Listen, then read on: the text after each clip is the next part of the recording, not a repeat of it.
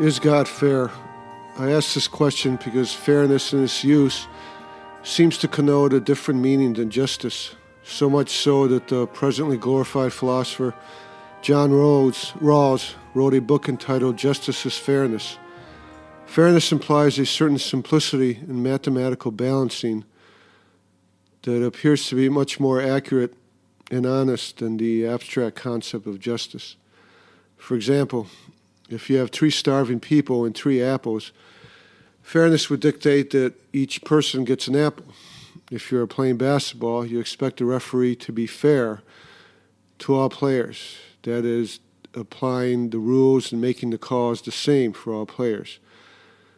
This type of reasoning or illusion works in practice to give simple rules to create an illusion of justice, but ultimately, when critically and analytically examined, usually come to the same meaning as justice and injustice.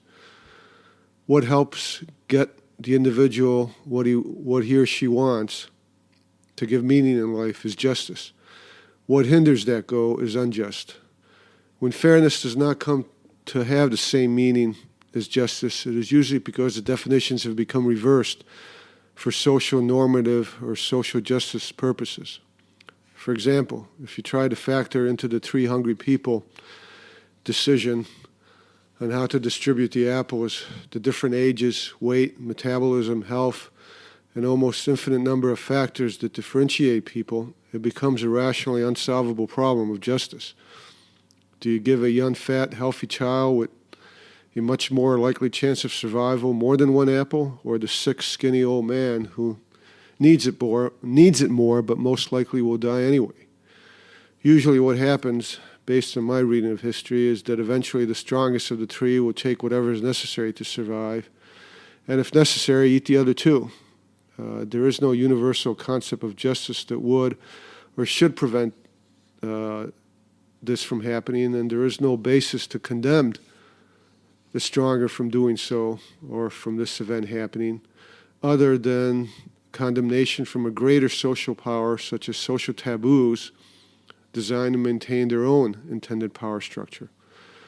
The same in basketball. If a player is viewed as an asshole, especially playing an away game, the fans expect more calls to go against him, and the calls do go against him.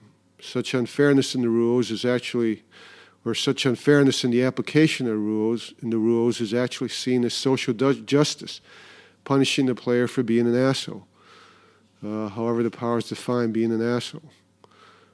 So much so, for example, if the player is seen as an asshole because he beats his wife, then the fans, the league, and the referees expect that the player will not even be allowed to play, but will be suspended or thrown out completely out of his playing job and salary.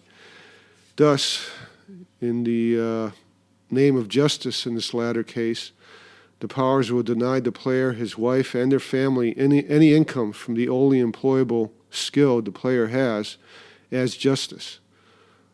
Such unfairness in the game is seen as justice in society.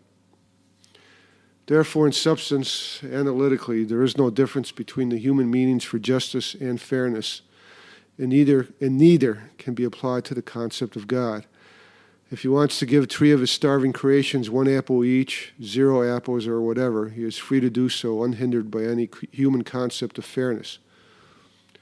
In response to some comments in the next podcast, I will be going out of content and breaking the chain of reasoning again to discuss the question of whether this question of why God hates the poor is only a human question with human conclusions, or whether it is an aspect of natural law.